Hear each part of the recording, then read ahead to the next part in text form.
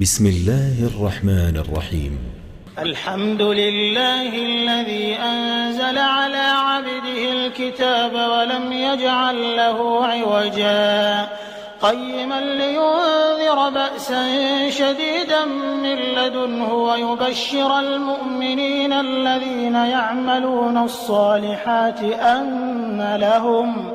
أن لهم أجرا حسنا ماكثين فيه أبدا وينذر الذين قالوا اتخذ الله ولدا ما لهم به من علم ولا لآبائهم كبرت كلمة تخرج من أفواههم إن يقولون إلا كذبا فلعلك باخع نفسك على آثارهم إن لم يؤمنوا بهذا الحديث أسفا إنا جعلنا ما على الأرض زينة لها لنبلوهم أيهم أحسن عملا وإنا لجاعلون ما عليها صعيدا جرزا أم حسبت أن أصحاب الكهف والرقيم كانوا من آياتنا عجبا إذ أوى الفتية إلى الكهف فقالوا ربنا آتنا من لدنك رحمة وهيئ لنا من أمرنا رشدا فضربنا على آذانهم في الكهف سنين عددا ثم بعثناهم لنعلم أي الحزبين أحصى لما لبثوا أمدا نحن نقص عليك نبأهم بالحق إنهم فتية آمنوا بربهم وزدناهم هدى وربطنا على قلوبهم إذ قاموا فقالوا ربنا رب السماوات والأرض لن ندعو من دونه إلها لقد قلنا إذا شططا هؤلاء قومنا اتخذوا من دونه آلهة لولا يأتون عليهم بسلطان بين فمن أظلم ممن افترى على الله كذبا وإذ اعتزلتموهم وما يعبدون إلا الله فأووا إلى الكهف ينشر لكم ربكم من رحمته ويهيئ لكم من أمركم مرفقا وترى الشمس إذا طلعت تزاور عن كهفهم ذات اليمين وإذا غربت تقرضهم ذات الشمال وهم في فجوة منه ذلك من آيات الله من يهد الله فهو المهتد ومن يضلل فلن تجد له وليا مرشدا وتحسبهم أيقاظا وهم رقود ونقلبهم ذات اليمين وذات الشمال وكلبهم باسط ذراعيه بالوصيد لو اطلعت عليهم لوليت منهم فرارا ولملئت منهم رعبا وكذلك بعثناهم ليتساءلوا بينهم قال قائل منهم كم لبثتم قالوا لبثنا يوما أو بعض يوم قالوا ربكم أعلم بما لبثتم فابعثوا أحدكم بورقكم هذه إلى المدينة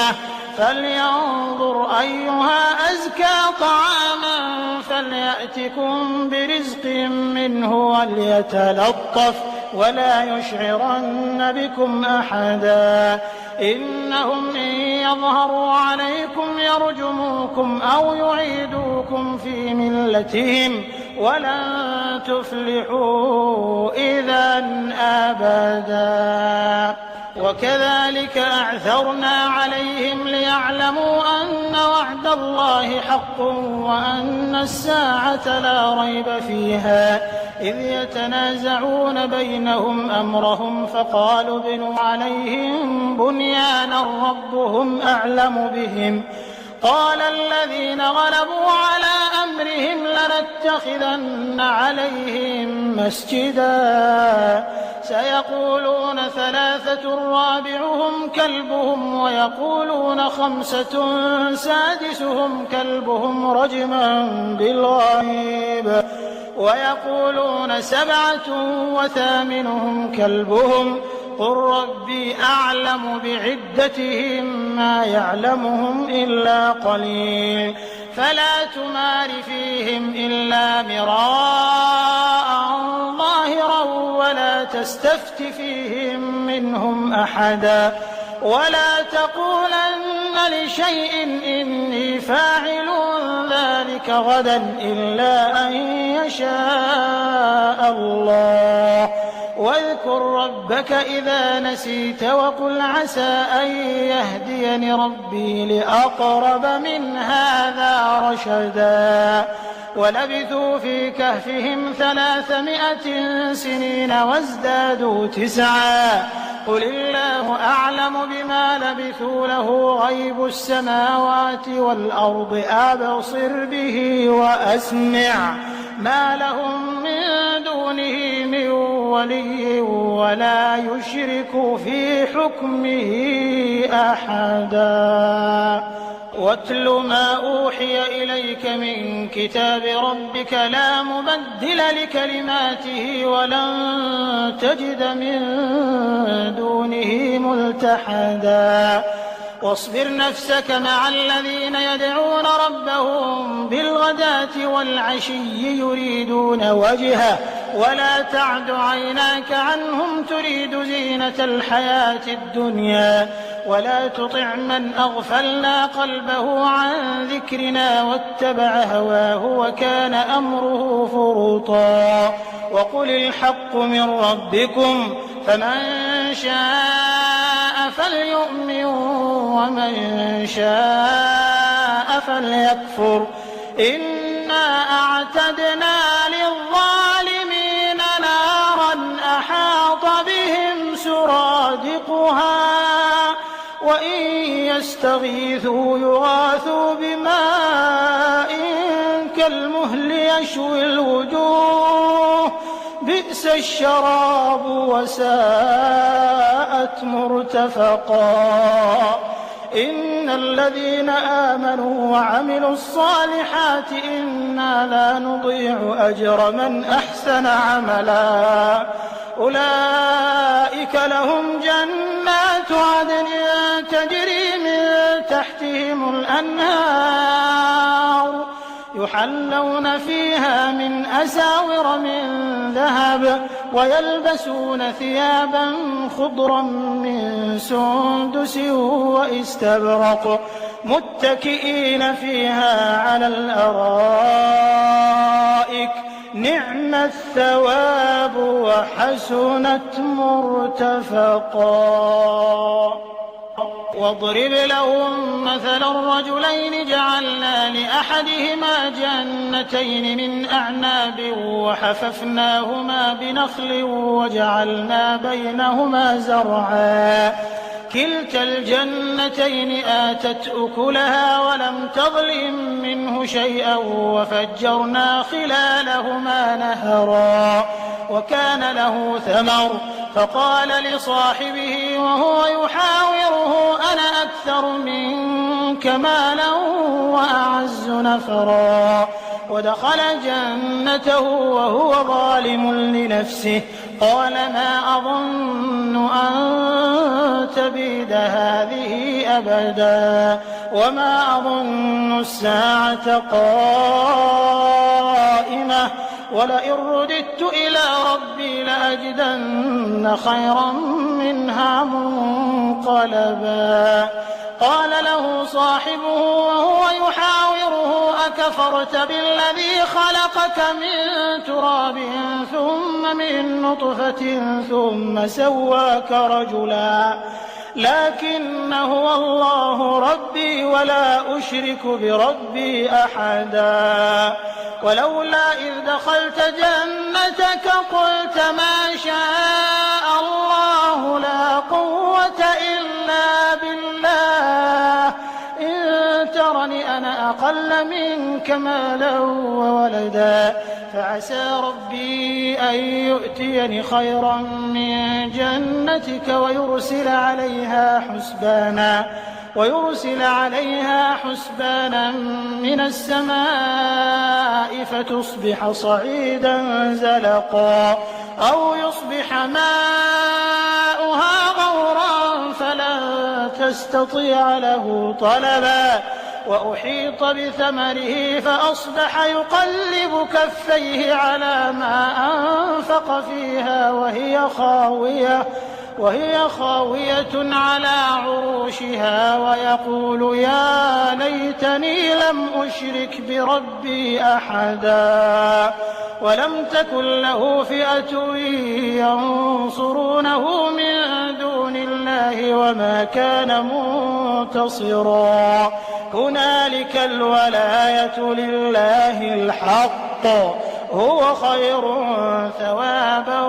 وخير عقبا واضرب لهم مثل الحياة الدنيا كماء إن أنزلناه من السماء فاختلط به نبات الأرض فأصبح هشيما تذروه الرياح وكان الله على كل شيء مقتدرا المال والبنون زينة الحياة الدنيا والباقيات الصالحات خير عند ربك ثوابا وخير أملا ويوم نسير الجبال وترى الأرض بارزة وحشرناهم فلم نغادر منهم أحدا وعرضوا على ربك صفا لقد جئتمونا كما خلقناكم أول مرة بل زعمتم أن لن نجعل لكم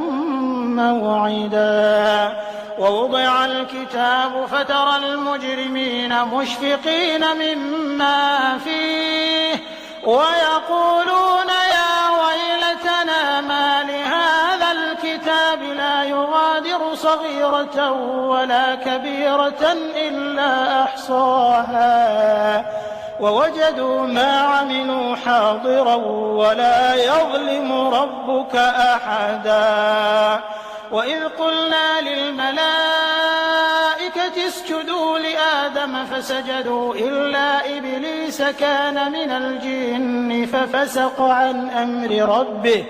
أفتتخذونه وذريته أولياء من دوني وهم لكم عدو بئس للظالمين بدلا ما أشهدتهم خلق السماوات والأرض ولا خلق أنفسهم وما كنت متخذ المضلين عضدا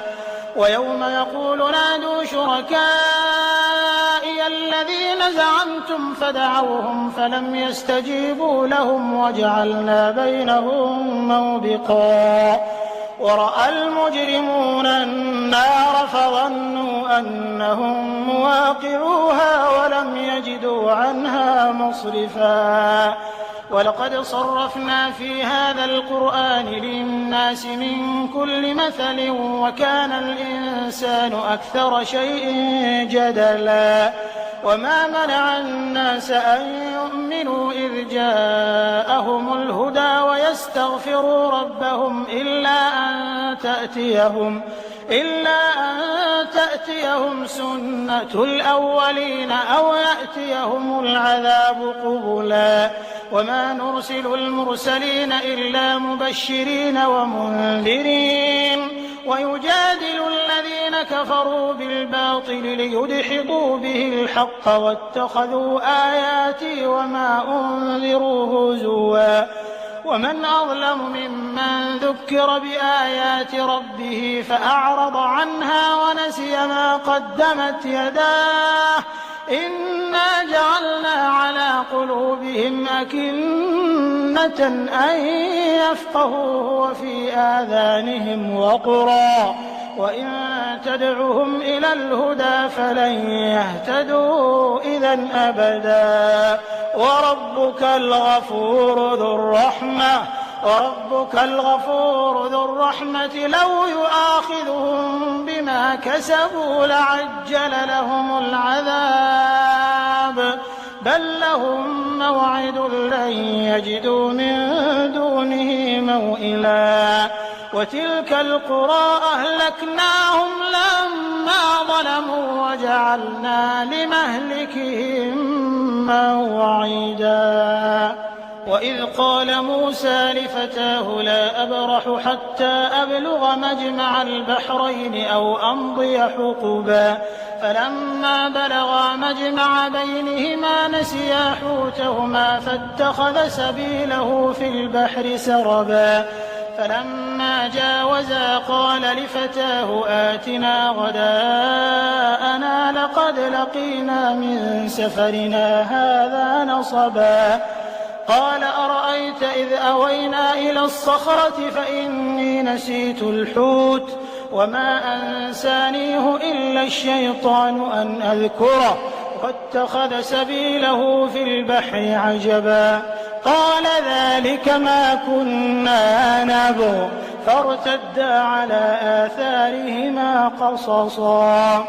فوجدا عبدا من عبادنا آتيناه رحمة من عندنا وعلمناه من لدنا علما قال له موسى هل أتبعك على أن تعلمني مما علمت رشدا قال إنك لن تستطيع معي صبرا وكيف تصبر على ما لم تحط به خبرا قال ستجدني إن شاء الله صابرا ولا أعصي لك أمرا قال فإن اتبعتني فلا تسألني عن شيء حتى أحدث لك منه ذكرا فانطلقا حتى إذا ركبا في السفينة خرقها قال أخرقتها لتغرق أهلها لقد جئت شيئا إمرا قال ألم أقل إنك لن تستطيع معي صبرا قال لا تؤاخذني بما نسيت ولا ترهقني من أمري عسرا فانطلقا حتى إذا لقيا غلاما فقتله قال أقتلت نفسا زكية بغير نفس لقد جئت شيئا نكرا قال ألم أقل لك إنك لن تستطيع معي صبرا قال إن سألتك عن شيء بعدها فلا تصاحبني قد بلغت من لدني عذرا فانطلقا حتى إذا أتيا أهل قرية استطعما أهلها فأبوا أن يضيفوهما فوجدا فيها جدارا يريد أن ينقض فأقامه قال لو شئت لاتخذت عليه أجرا قال هذا فراق بيني وبينك سأنبئك بتأويل ما لم تستطع عليه صبرا أما السفينة فكانت لمساكين يعملون في البحر فأردت أن أعيبها وكان وراءهم ملك يأخذ كل سفينة غصبا وأما الغلام فكان أبواه مؤمنين فخشينا أن يرهقهما طغيانا وكفرا فأردنا أن يبدلهما ربهما خيرا منه زكاة وأقرب رحما وأما الجدار فكان لغلامين يتيمين في المدينة وكان تحته كنز لهما وكان أبوهما صالحا فأراد ربك أن يبلغا أشدهما ويستخرجا كنزهما رحمة من ربك وما فعلته عن أمري ذلك تأويل ما لم تسطع عليه صبرا ويسألونك عن ذي القرنين قل سأتلو عليكم منه ذكرا إنا مكنا له في الأرض وآتيناه من كل شيء سببا فأتبع سببا حتى إذا بلغ مغرب الشمس وجدها تغرب في عين حمئة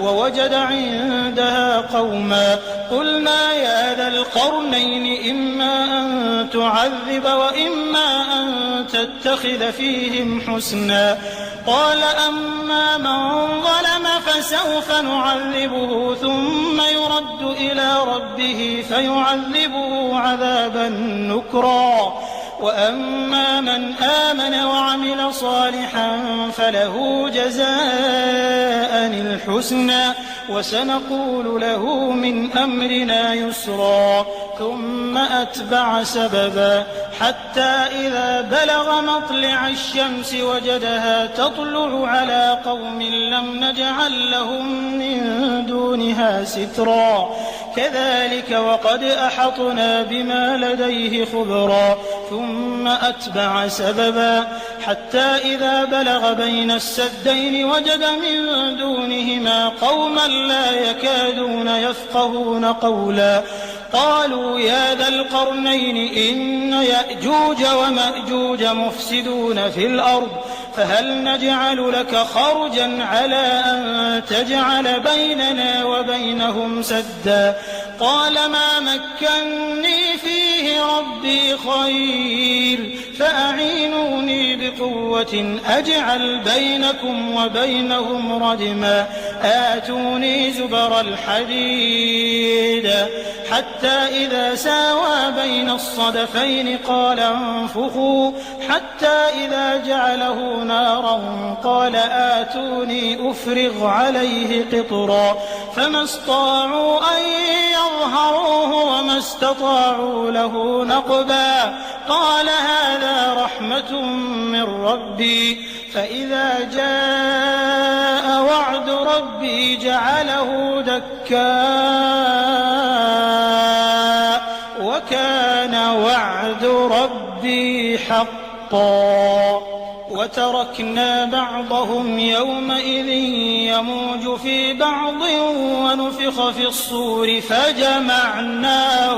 جمعا وعرضنا جهنم يومئذ للكافرين عرضا الذين كانت أعينهم في غطاء عن ذكري وكانوا لا يستطيعون سمعا أفحسب الذين كفروا أن يتخذوا عبادي من دوني أولياء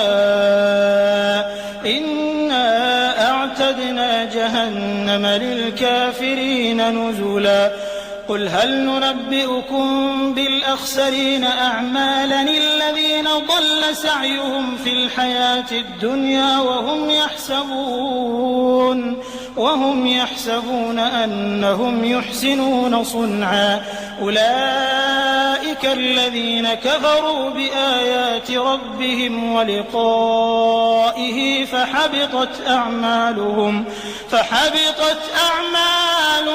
فلا نقيم لهم يوم القيامة وزنا ذلك جزاؤهم جهنم بما كفروا واتخذوا آياتي ورسلي هزوا إن الذين آمنوا وعملوا الصالحات كانت لهم جنات الفردوس نزلا خالدين فيها لا يبغون عنها حولا قل لو كان البحر مدادا لكلمات ربي لنفد البحر قبل أن تنفد كلمات ربي ولو جئنا بمثله مددا قل إنما أنا بشر مثلكم يوحى إلي أنما إلهكم إله واحد فمن كان يرجو لقاء ربه فليعمل عملا صالحا ولا يشرك بعبادة ربه أحدا.